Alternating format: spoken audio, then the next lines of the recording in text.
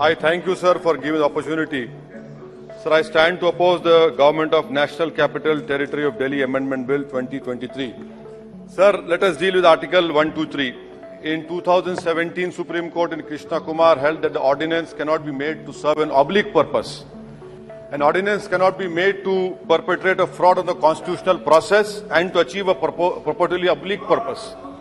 Supreme Court has repeatedly stated ordinance making powers are not routine legislative powers and are supposed to be used solely in emergent situations. The word that has been used by Supreme Court in terms of ordinance is necessity and immediate action, which indicate that ordinance making powers are not to be used on mere whims. This is what this government has done.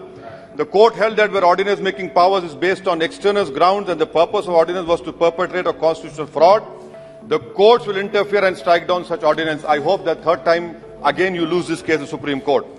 What was this ordinance if not petty politics, sir? In the garb of lawmaking within 8 days of Supreme Court judgment, the purpose was mala fide because it snatched the mandate of the electorate and gave it to an unelected civil servant. This is constitutional fraud being perpetrated in broad daylight. Sir, may I give you an example of what the government proposes to do? Sir, you are a very seasoned politician, a senior politician. Look at section 45I4. It requires that before issuing any order, a minister must submit his proposal to Chief Secretary, Chief Minister and Lieutenant Governor. And the list of that matters submitted to LG is expansive. It includes 45I4I matters likely to affect peace and tranquility of NCDT, 45I4 subsection 9, any other matter of administrative importance which the President of India may consider necessary. This basically means that before doing anything at all, the ministers will have to seek the permission of Shri Amit Shah. What use having a minister at all?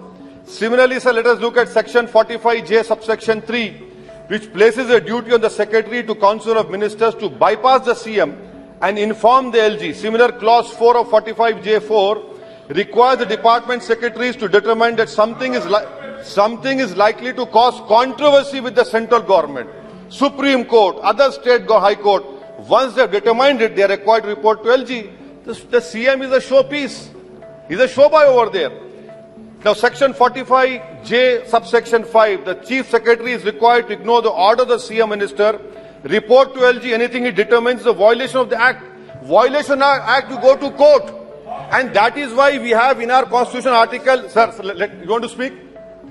Please. Sir, that is why in our Constitution we have Article 311. Every legislator says that if a civil servant does an act in good faith, he is protected. But you are saying that, if you should determine what is violation, then why do we have courts? Let us close down the courts. Sir, another example I want to give you. In the recital to the ordinance says that ordinance wants to ensure that the will of the officer of GNCD is represented. Sir, officers have no will of their own. The only will that matters in our democracy is the will of the people that is expressed through elections. This bill which you have brought is horrible, absurd, sir. I mean, this is patently absurd and horrible.